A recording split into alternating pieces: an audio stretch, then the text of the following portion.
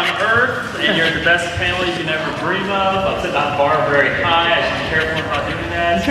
Hey, thanks so much for joining us. I know that being at San Diego Comic-Con, of course, is the best time of the year, and every moment and every minute is precious. So the fact that you're willing to spend 45 minutes with us means a lot to us. So we're going to make sure to make this very valuable and helpful for you. Before I get into some of the general intros, I want us to introduce ourselves and let you know kind of who we are and what we do. Again, my name is Tony Kim. I started this on a website called Crazy for Comic-Con as a fan site about comic conventions, but really in the past year I've launched into my own fashion brand called Hero Within. We do sophisticated geekwear for guys, and so very much into merchandising, inventory, fulfillment, marketing, licensing with Warner Bros. And DC, all that good stuff. And so that's me. Let's start at the very end over there with Chris. My name is Chris Gore. I started a magazine called Film Threat when I was a kid, thanks man. Then eventually wrote a couple of books, and then I ended up having a bizarre, weird TV career. Some of you know me from the Tactical Show on G4 TV. Also, just recently relaunched the Film Threat website, so thank you to anyone in the room who's a Kickstarter backer. Thank you so much. And I'm also the chief evangelist for a collecting platform called Gemr. That's Gemr.com. You can sign up on the site. You can also download the app, and I'll talk more about that later. Thanks. All right, I am Anna Mia. I started off behind a cubicle at Microsoft, actually, started cosplaying, and I have actually turned that into a full-time career now, and actually been able to transition to that where I work for Comic Wow, doing video works for Previews World, Comics Wow, Games Trade Media, and focusing on a lot of nerdom. So I've been able to kind of expand and go in different directions, which has been awesome.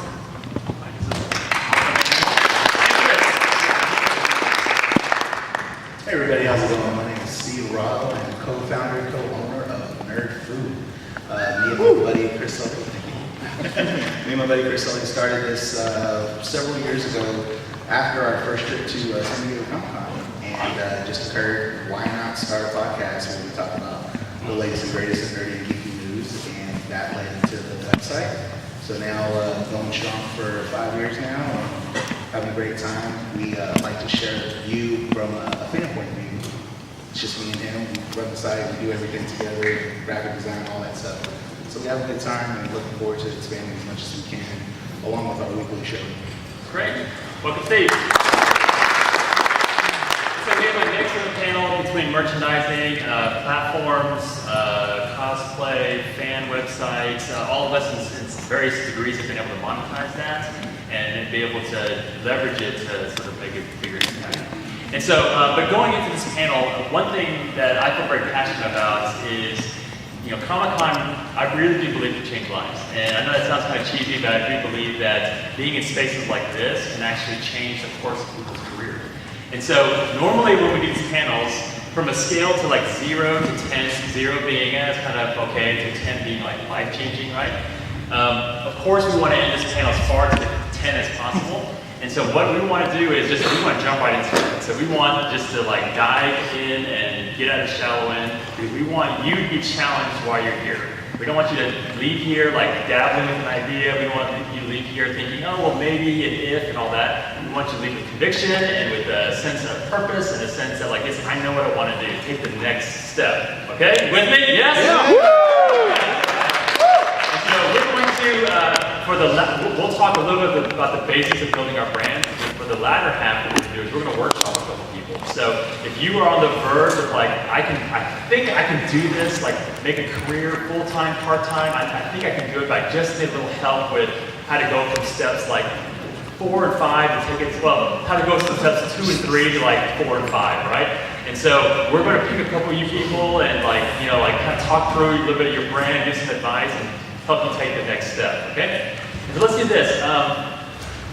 Obviously, starting a geek brand, you have to kind of start with what you want to do and why you want to do it. So, Steve, I'm going to start with you. I think probably many people here have maybe a familiar understanding with a website, a podcast, a blog site, something like that. Why did you guys choose Nerd Foo and, well, the name Nerd Foo and really the why behind Nerd Foo?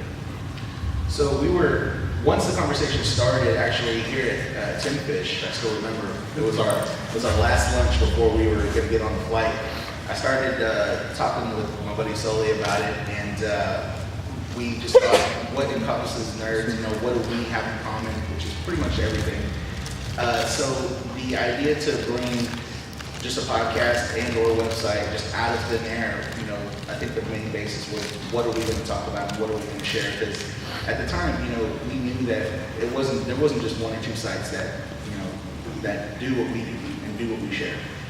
There's a lot. So how to distinguish yourself? Well, first of all, like you said, the name, I think the name is important. So Nerd Foo, like Kung Fu. It's not Nerd FU, in case you're wondering. We do get that a lot. So Nerd Foo, like Kung Fu, it goes into, there's a little, spiritualism there. There's a lot of the way of the nerd and things like that. But it's just, it's a channeling, when we're here, I think fans were channeling our energy because that's what keeps us wanting to stand in lines for hours on end. It's what keeps us, our energy and focus, what keeps us goal-oriented to get that exclusive or to stand in line to get that exclusive or to wait, hopefully get a signature or an autograph or a photo, what have you. So that was really important. We tried a couple of variations of the name, but Nerd Foo actually ended up sticking. And, we did our own take on the logo and everything. And that's really where the name came from, and the essence of basically our podcast and website. Excellent. Yeah, and I love it because you joke about the FU or whatever, but it's memorable. It's got a little bit of an edge to it. It's you guys started right away with a really great image and it's stuff. So awesome. Appreciate it. All right. Chris, how about you and out of the multiple brands you've been part of, like pick one Gemr or whatever, pick one that you feel like, the how and why behind? Well, the one I'm mostly known for is Film Threat, and for those people that don't know, it started as a magazine, which, if you don't know what that is, it's just like the internet, but on really thin slices of wood. And they have some in convention center. Google it, kids. But so it started as a kind of a punk rock fanzine, and our approach was to just not cover movies the same way that other outlets covered movies. I mean, mostly at the time it was thumbs up or thumbs down. And Film Threat would always look for an interesting approach to covering movies. So that was our uniqueness. So I think uniqueness is an important part of the brand and a memorable name. I wish the name was Nerd FU. I think that helps me remember. We'll talk later. But Film Threat always got people's attention in terms of the name, and from that we were always just looking for unique ways to market ourselves. I didn't even think about branding at the time because this was so long ago. I think now we're kind of stuff like a stone, so it was like you could be. Now branding is such a big part of anything, and then in a way that myself, I kind of became a brand as I branched out doing, panels at film festivals and conventions, writing books. I wrote a book about how to get your movie into a film festival and market it and sell it as an indie filmmaker. So I kind of just even surpassed in terms of numbers the Film Threat brand itself. So I think that, I guess my one message would be on this would be to know what you want. It's really important to know what you want and be really good at that one thing, right? Find an area of specialization. And if you get a name for a brand, make sure you settle on a name, make sure you get it across all SKUs. Look, I have Film Threat on every social network that existed and currently does, so I think that's really helpful. Your Film Threat MySpace page is doing really well. So. Yeah, it's kicking ass. And then that Chris Gore, because I couldn't, when I first signed up for MySpace, Chris Gore was taken. So I said, well, I'm going to be that Chris Gore. And then I was talking to a buddy of mine who was Kevin Smith's bodyguard at the time, and then Kevin Smith signed up for MySpace, and he was that Kevin Smith. So I just want to be clear, I was the first to that. So there you go. That's great. And I'll jump in and then I'm going to pass it on to any of them. So for Here Within, basically, if you've been following me on Facebook Comic-Con, I started years ago cosplaying by bringing the Warner Brothers bags and converting them to costumes. So I did like a 11th Doctor Who jacket, swag bag jacket, I did the Jedi And after a couple years doing that, I was working on my third year, and I thought, you know what? Instead of just doing another costume, like why don't we take this idea of Warner Brothers and we had this awesome blazer, and I'm like, why don't we just make something that's more of a everyday wear blazer that merges fandom and where it merges sophisticated geek wear. Because I go to all these conventions and there wasn't anything for guys. You ladies now have it great because you have like Free Universe and Little Bubble and Black Milk and all these great brands. But for guys, we all have black t-shirts and hoodies. so I was sick of that and thought, it'd be great to fill a great important need for our community. So a year ago, right before San Diego, we came with just a handful of samples and an idea. We were able to land the license for Warner Brothers in DC. And then a year later, we have a booth here at Comic-Con. Our name of our company is called Hero Within, because I believe that each of us have a hero that needs to kind of come out. And we do blazers and hoodies and peacoats and shirts. I'm wearing a Wonder Woman jacket right now, so there's that. And so my life is all inventory and fulfillment and marketing and whatnot. But for you, cosplay's been such an interesting thing because 10 years ago, no one was doing it, and so the first ones to it were kind of like really, kind of corner the different markets of cosplay. And now there's like so much cosplay everywhere, and everyone's doing cosplay. And so tell us, how did you kind of make the decision to pursue it professionally, and when was that, and why was it? Yeah, I started cosplaying about 10 years ago. I went to my first convention because my coworker was like, "Oh, you want to go to an anime convention?" I'm like, "Wait. There's conventions for us? Like these exist?" And I saw cosplayers and they were just having the time of their lives and they got to be all the characters that I absolutely loved. And I went out and bought my first costume and it was horrendous, but I still had so much fun that I was like, I want to learn how to make these. And it just, I became determined to learn how to sew. And after a week of making pillows, I started making costumes, and I learned to develop different talents and different skill sets. So, with every costume, I'm trying to learn something new, some new technique that I didn't know before. As far as making the career choice, I think I fell in this time period that was really lucky where cosplay got really big, really fast, and got very noticed. And it was very nerve-wracking because after, my job started telling me we can't keep giving you Fridays and Mondays off to go to these Comic-Cons. You need to make a decision. Jobs are funny about that, aren't they? Yeah. I had to make the decision of, is this going to be viable for me? And that's always a tough decision for anyone starting their own business, is that leaving your stability to try something that is fully on you and your own motivation. And so it was one of those things where I gave myself a year and I said, I will see how this goes. And at the end of the year, if I'm doing well and I think that I can continue with this, I will. And it's a lot of pushing yourself, like you said, with finding out what you're good at. For me, it's the same thing at Aurajo. For me, it's finding out what am I good at as a cosplayer, like what are my niches. And for me, actually, I found outside of just making costumes was being able to talk to people, which is funny because I was horrible at public speaking in college. But I've gotten really good at not only teaching people how to make costumes, but I also do a lot of anti-bullying panels, a lot of body positivity ones. And by figuring out that I kind of had a talent for that, I've transitioned that to now, I'm able to use what I love and the knowledge that I have and funnel that into working for a company where I can do videos for them about cosplay and about movies and toys and a bunch of other things. So for me, it's different because I'm my own client and my product. But it's the same thing. It's finding what you're good at and focusing on that and being the best. You don't have to be great at everything to find that one good thing that you're really good at and try to develop that. I think it's also important to jump off what you said, to know what you're not good at. For example, I'm not good at cosplay. If you Google Chris Gore Slave Leia cosplay, I'm going to apologize to you all in advance. That's something you don't want to look at. You can't unsee it. But it is important to know what you're not good at as a way to build your team. If you're not good at finance, find someone who is. If you're not good at designing postcards to promote what you're doing, find someone who is. Complement your strengths with someone else's, or if you have to, learn how to do it. I know enough Photoshop to be able to put together a basic flyer to promote a panel. So focus on building a team. And what I found is listening to you guys, that it's really important to have a specific problem you're trying to solve.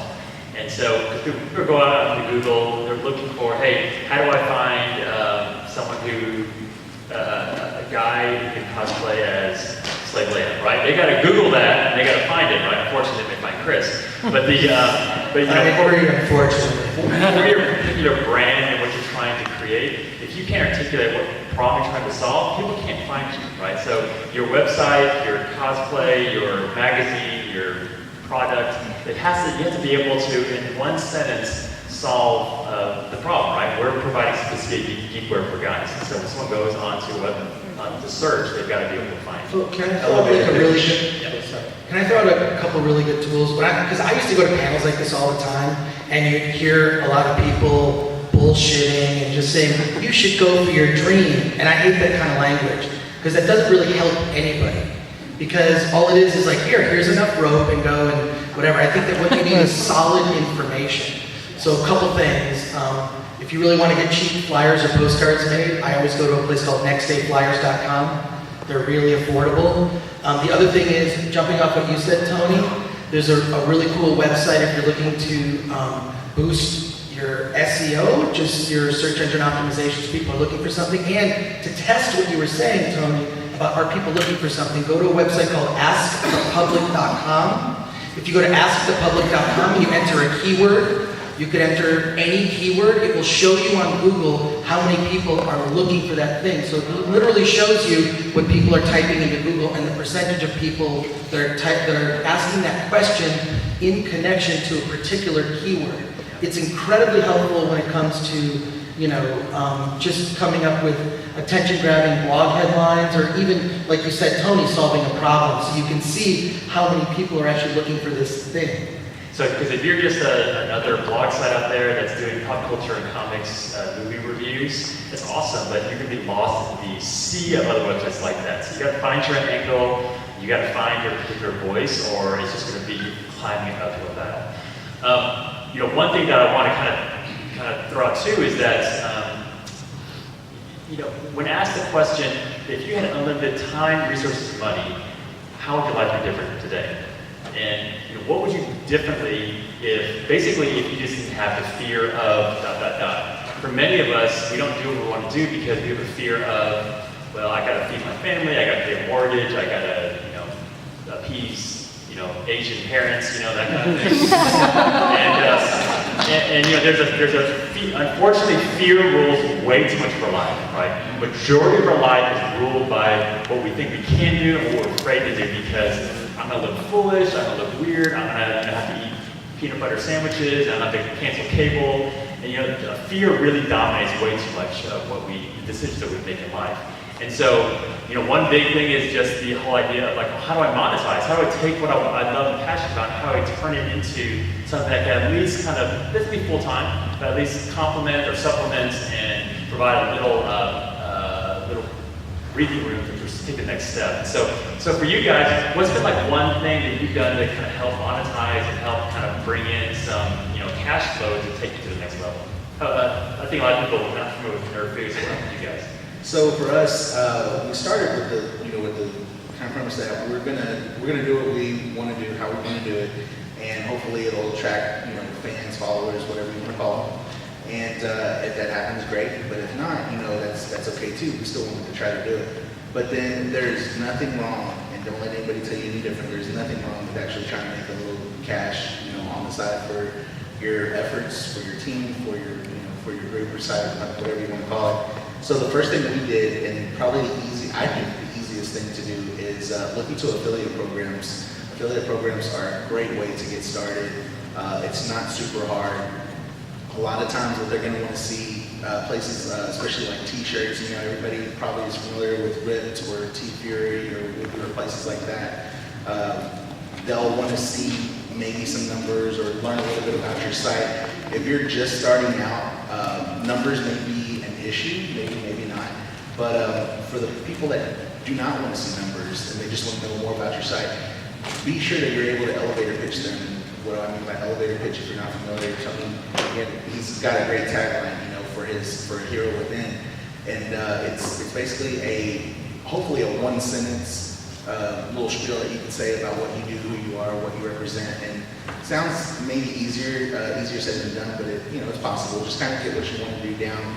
Give that to whoever you're approaching, and whether it's Ripped or, like I said, T-Fury or whoever, let them know a little bit about your site, and then go from there. And if they say yes, so the affiliate program, in a roundabout way, basically for every shirt, we'll just take t-shirts for instance, if on Nerd Food we see a shirt on one of these sites that we like and we belong to an affiliate program with that site, we post the shirt with a link that goes to it, and if you click on it, if you click on our link, it'll take you to that shirt and you can buy it, but on the back end, we're getting a very, very small percentage of it, and something's better than nothing.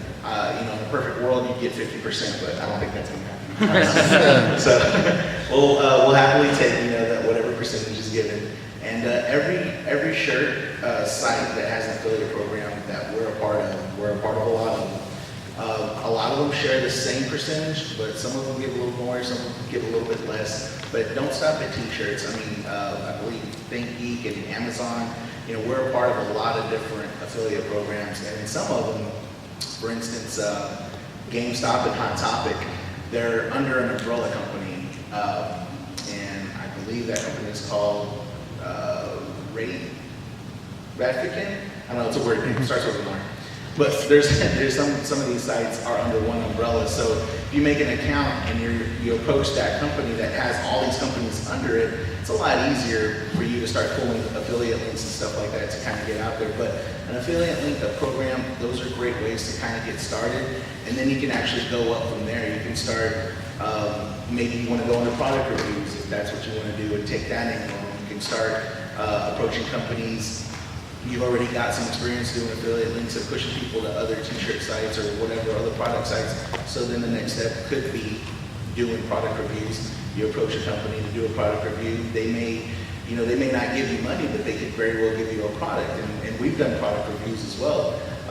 And sometimes it's one or both. Sometimes there's compensation in a monetary fashion, and sometimes it's product, and sometimes it's both.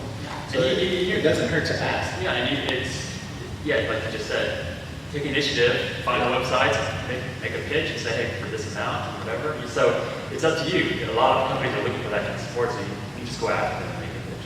I will say that, so the worst thing that they can do is say no. Fine. Don't take offense to it. Just keep moving forward. Do not lose momentum. It never hurts to ask, and there's going to be somebody, I guarantee you, that's going to say, yeah, tell me a little bit more about your site, and then we'll see what we can do. You talk about?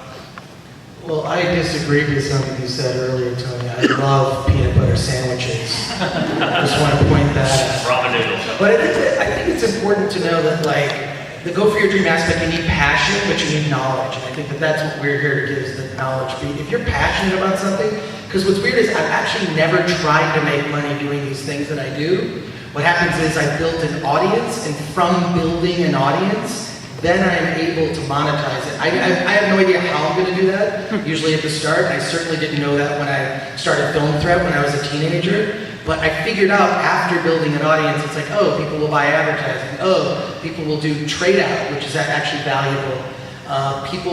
There's just a lot of different ways sponsors can come forward and help you put on parties and events. So I think you build your audience first, and you could build a very small audience. I think I read somewhere that you could, as long as you have an audience of about 10,000 dedicated people that really love what you do, that is enough to make a good living on an annual basis.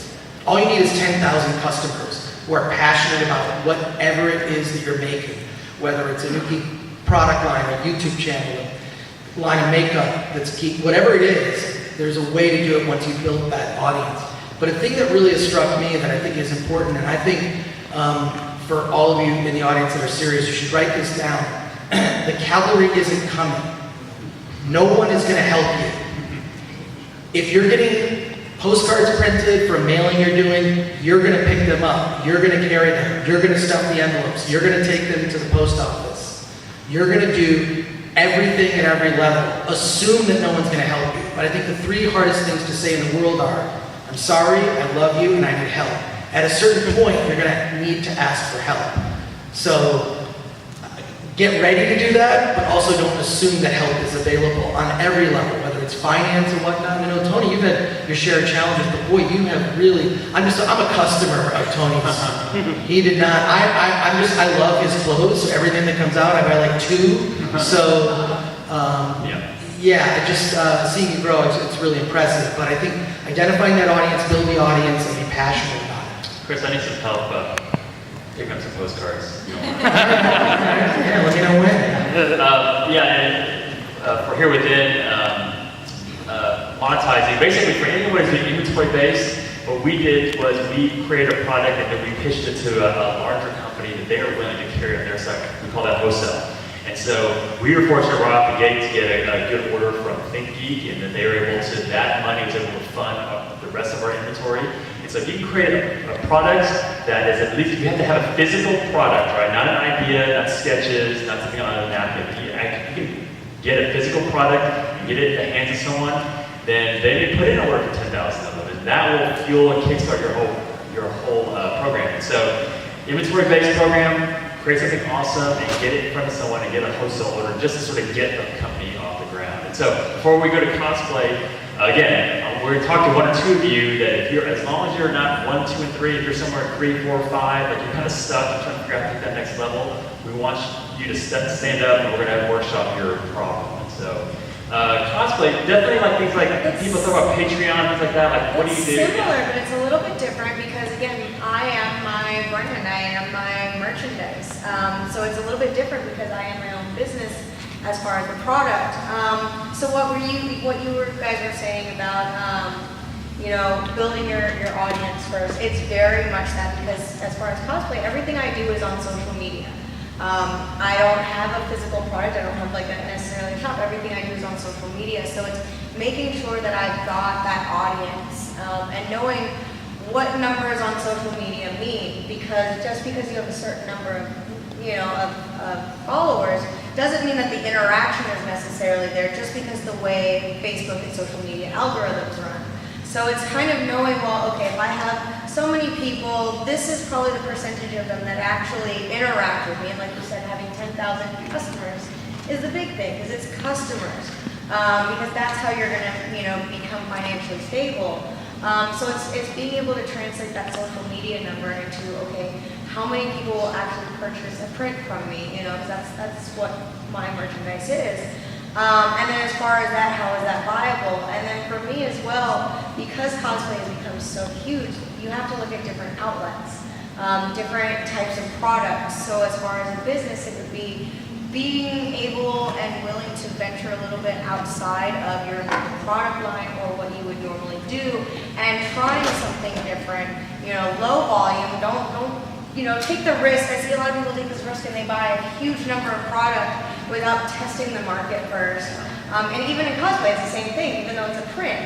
You test the market first and you see how people react to it because at the end of the day, it's still a business. And so not being afraid to try new things because you never know that might be the next product or the next whatever that you're bringing out that might actually propel your business to another level and set you apart from everyone else.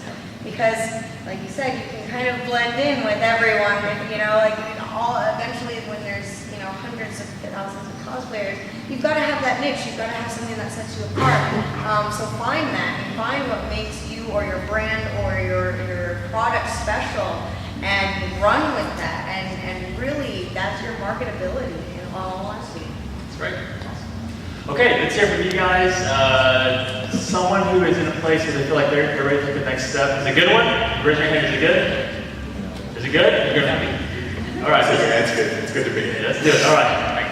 So I own a record store in downtown Long Beach called Toxic Toast Records. Oh, right. And we specialize in punk rock, independent music, heavy metal, and soundtracks is a big one that we focus on. And with the soundtracks, people are always looking for kind of the nerdy stuff. The sci-fi is really big, horror is really big, and cult movies, like B-movie kind of stuff, cult movies outside the mainstream.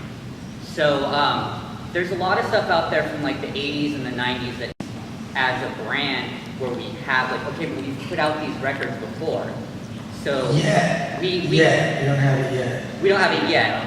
We deal used records and new records, and we deal with distributors, and I already have distributors lined up. Like, when I can get 500 of this, I know I can go to A, B, and C, and I've already talked to them, and they're like, okay, well, when you have these, let us know, and we'll talk about distributing them. So I have even distributors in line. The problem that I'm at is finding who holds the licensing for some of these movies, and then when you do find it, getting to those companies and not getting lost in their sea of emails. And that's why my question is specifically for Tony. As a small business starting out with no background, how do you get to those companies to get the licensing? Yeah, that's a great question, and there's probably multiple different ways to do that. Thank you so much. Probably multiple ways to do that. First of all, record kids, Google that. Very, very cool. Very retro and very cool. But licensing is a very tricky thing because for some people it comes very easy, some people it comes very difficult. Back to probably my original point that you're right that the sea of emails, everyone who's a gatekeeper for licensing gets tons of emails. It's really hard. And so the physical piece of it is huge. And so if you're able to, like when we went to Warner Brothers, we literally cobbled together like a handful of samples. And we had an excellent PowerPoint presentation, but the samples were in front of them. They could touch it, feel it, see it, smell it, swear it, and it wasn't going anywhere. And so, probably one piece of advice I'd give you is that I think you need to figure out how to. I'm not sure the process that you can create low numbers, like we're talking about like a dozen pieces at a time, to be able to just start shipping, like take someone's brand, make it into a vinyl. Out covers all that, and then start shipping them everywhere. And when they start seeing their own product in this sort of physical form, it at least is going to get you to the next step. Especially if your recording has your intro and like, hey, this is us, this is our website, and then here's your product. You can't sell it. You'll get in trouble if you try to sell it. But if you can put it in a physical form and get it into your hands, that does a tremendous amount. I mean, you're already at the top, like 1%. You can get it there, but it's cost involved. There's a risk involved with that, right? Maybe some original artwork too. Yeah. Commission some original artists to do like a new take on it. They're going to be wowed by that. I have a couple specific thoughts for you, but I want to ask you a question, Tony. How did you get to Warner Brothers? How did you get to that person? Okay. So, because there's like a big hierarchy. Who's the right person for you never know how something will change your life. I was blogging about comic conventions, and then I'm like, you know what? I can take this swag bag and I can turn it into a costume. And so I reached out to said, hey, I have a big platform about Comic Cons. If you can send me some of your bags early, then I'll put a costume together. I did it. I did it for a couple years in a row. They loved it. So then when I reached out and said, hey, I actually have an idea. Is someone else in Warner? Can you connect me with someone else in Warner Brothers? So did you work with their community? A lot of them were like community managers. Yeah, there was a marketing department. Right. And so because I had my little, not even foot in the door, I had my pinky toe in the door. And they said, well, this guy's not a freak or a weirdo. Like, we did okay for it. He was some good publicity. So that, the Crazy for Comic Con platform, they were like, well, we'll get you to meet and greet. Well, it ended up, the licensing director was a huge fan already because she had seen all the images and she saw the website. And so she already knew who I was. So they got me to the door. Just to say that Crazy for Comic Con didn't monetize, but it was a huge step to get me into the next conversation. Cool. I have a couple thoughts. First of all, I think you have an awesome idea. And I would be a customer of yours because I love movie soundtracks. I have more movie soundtracks on my iTunes than any other genre of music. So, but there's a company that's here at Comic-Con, La La Records. They put out obscure old soundtracks that I think are awesome. But it sounds like you've uncovered some really bizarre, even harder to find stuff. Someone always has the rights. In certain rare cases, the rights will have elapsed. For example, with George Romero's, original Night of the Living Dead. And then anyone could put that out. But what you can do is there's a tool called IMDb Pro, which I subscribe to, imdbpro.com. You can look up any movie. You can find who the rights holder is. You can get any phone number for anybody, and I think phone numbers and picking up the phone is more important than email. I think we've become so used to email, sort of a passive way to contact someone. Back in the 90s when I was trying to get Film Threat magazine into comic book stores and through a comic book distributor, I constantly was calling Diamond Comics, Diamond Distribution, to get Film Threat, because I said, we cover nerd stuff in Film Threat. I think comic book stores would like it. That president of the company never took my call. So I called and I said that I was Frank Miller. And he picked up the phone immediately. And as soon as I started talking to him, I copped to the lie and I apologized. And I said, this is Chris Gore from Film Threat. I've been trying to talk to you for months. I'm not Frank Miller, I'm sorry. And then I gave him my pitch. And then Film Threat was picked up by Diamond Distribution. So, meanwhile, that guy was actually in a meeting with Frank Miller at the time you called. that my Frank Miller invitation is awesome. But yeah, you have to do whatever it takes. But I think that just having those tools, the IMDb Pro, you'll specifically find all of those direct contact info. A lot of times it's through a back door, like with community managers, the marketing department, you kind of work your way up and they trust you and work with you and whatnot. But also, if you're going to be a publisher, put something out. Is there something you can put out that's original? Is there something you can do where, I really like those original albums where they'll do stuff like, they'll take like a movie soundtrack, but then they'll have bands do like acoustic versions, or like a punk rock version. So those I love. I have one for Night of the Living Dead like that. Yeah, well, I would see that you commission your artists to do like original artwork on it or something. Yeah, covers and stuff. So I think having the tools to contact those people and getting to them by any means necessary is step one. And then just having good branding and marketing for your Top stuff. dogs are hard to get to, but who's not is their assistants. So if you can find their assistants, you go on their website, you find the assistants, and you start buttering them up. It's amazing. Like I send the Warner Brothers licensing assistants, I send them codes and gifts and all that stuff, and awesomely, like they're returning your emails. And so you have to just kind of learn. The ultimate answer to your thing is find the lowest barrier of entry and make your way there. And so you can find a clerk in the mailroom that if you can just figure out how to connect, they'll make sure it gets on someone's desk. And so don't ever go for the top dog, they'll forget it every time. But if you can find the lowest barrier of entry into an organization, that at least gets your pinky. So I've honestly found conventions to be some of the greatest ways to network for businesses. Especially something as big as New York Comic Con, San Diego Comic Con, some of the big ones where you've got these people, they're here and they're accessible. And they're looking for something new. Yeah, exactly. It takes going up to them, talking to them, and interacting. I actually did a costume for a sideshow once, and the whole thing was I went to Comic Con 2 years ago and I saw the statue, and afterwards I emailed them and said, hey, I wanna put together this costume. Can you send me some product images? And they sent me a whole PDF with like up close and like whatever shots you need of this statue will give you. And they ran with it and had me do like a whole making of video. They plugged it, so it was like, and all it was I just fell in love with the statue and I contacted them for pictures. And so it really is, networking at cons are fantastic. Go home with a stack of cards this big and don't forget to email people back or call. But take every chance you can get because it's that one contact that can get you in. And I'm sure you're probably aware, but if you're not, then go to whatever site, whatever product, whatever company, just always go to the About section or the Contact Us, look for PR, look for press. Sometimes it's something generic like media at whatever or PR at whatever.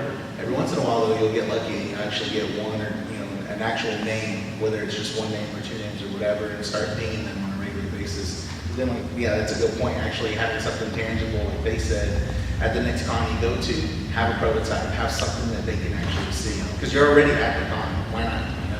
And ultimately, numbers don't lie. If you say, hey, I have a product, when I make a piece out of it equals 10x the return, and so if you can somehow communicate that, then numbers can actually get attention. But a few minutes left. And by networking, we mean drinking at parties. Just to be clear. We have a few minutes left. Let's pick someone else. If you've got something you're on the verge of tipping point and you need some for us to tip you, then yes, go ahead. All right, so I run a podcast specifically for medical gathering, and I've been doing it for a couple of years, and I've been consistent with it. And I try to get sponsors and make products for my audience and whatnot, but nothing really seems to be, we're gonna have a small email list and pretty loyal, listeners, but it doesn't seem to be.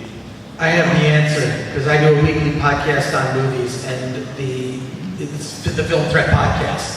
But we always get a bump when we book guests. Get a guest with a huge social media following.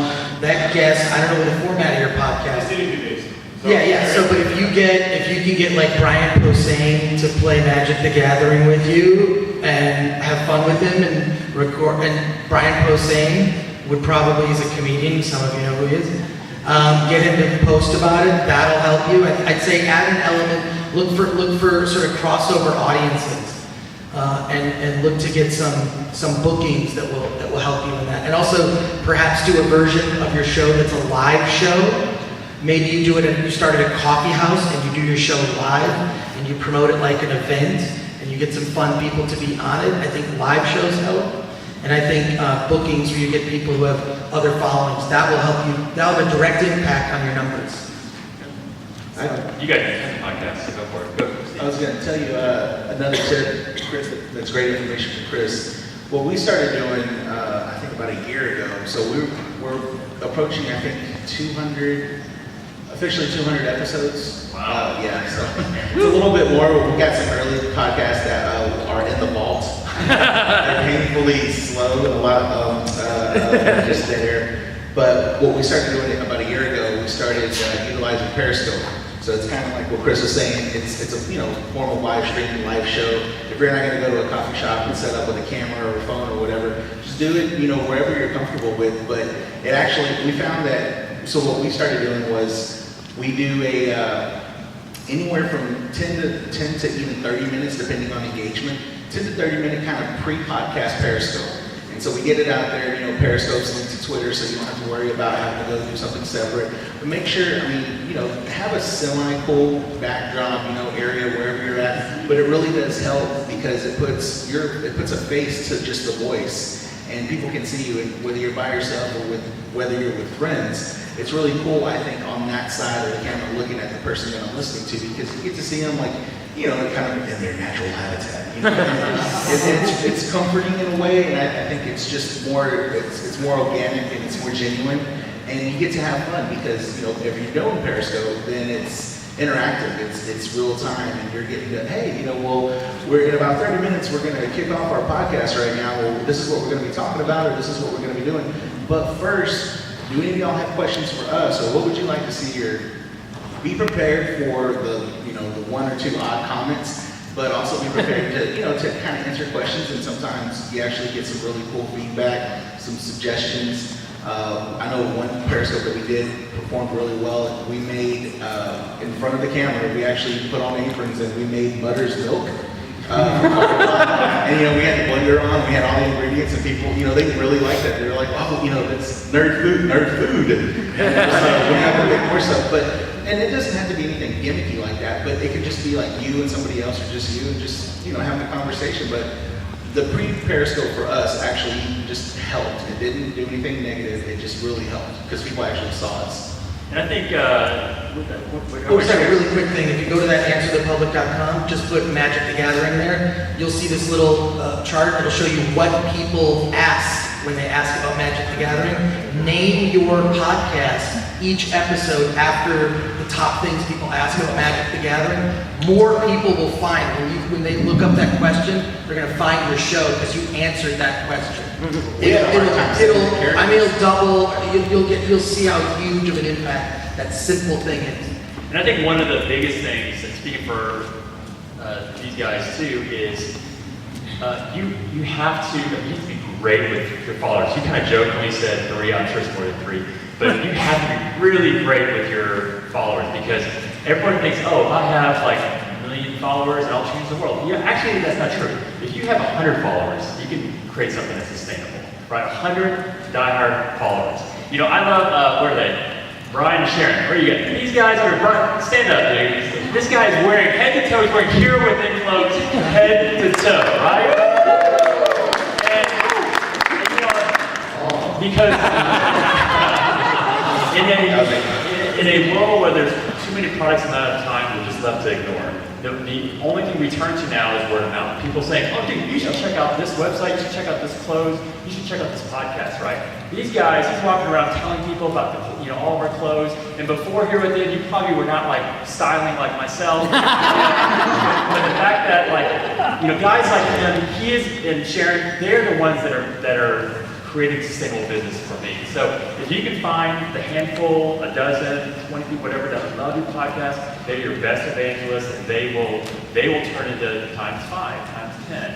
And so take your 3 people, turn it to 6, have them on the podcast, then they're hooked for life, and then they'll tell 2 friends, and so on, and so on, and so on. Engage.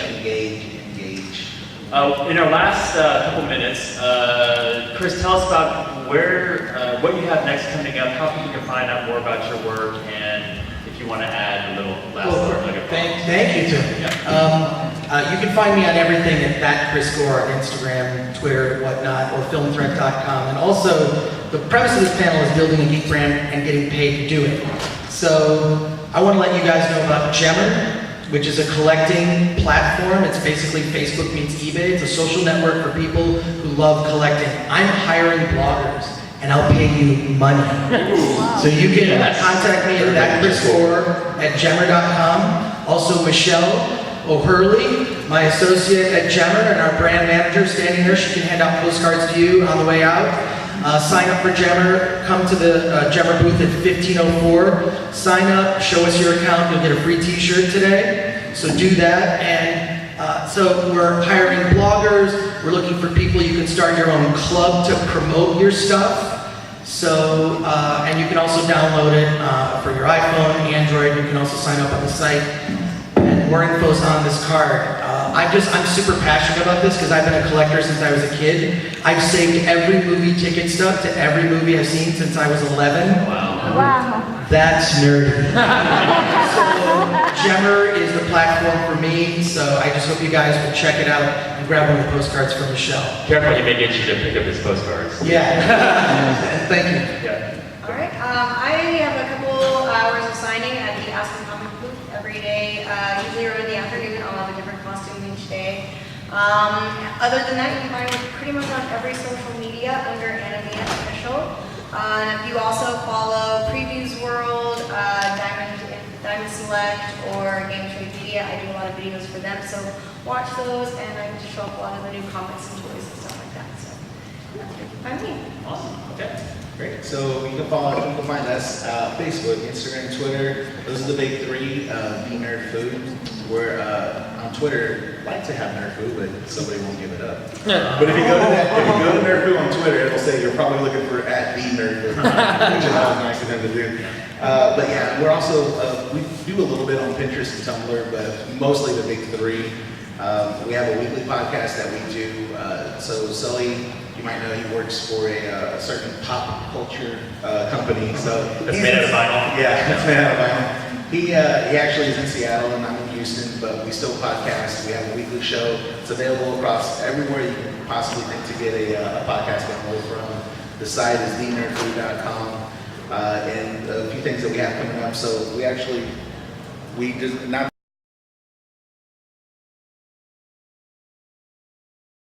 Exclusive Wonder Woman shirt for guys. Girls are buying it too, but very good, very low quantity, so people are raising. We're probably all out of food today, but every morning we have a new stock available. And so, my last sort of thought to you guys is that you got to take a risk. You got to do it. You got to put yourself out there. You got to do something that is scary, right? If you're doing a podcast, a blog site, or whatever you're doing, and it doesn't like kind of make you worried or freak you out, or like doesn't bring that sort of fear I'm talking about, wrong direction. Do something that pushes you, that puts you out of your comfort zone, something that puts you in a desperate place. Because that's kind of like where it takes you to the next level, where you sort of like figure out how to make it work for you. And so we'll stick around after we do a quick selfie, and then we'd love to talk to you guys and just help you and get our contact information so we can help you guys afterwards. And let's thank our panelists. And guys,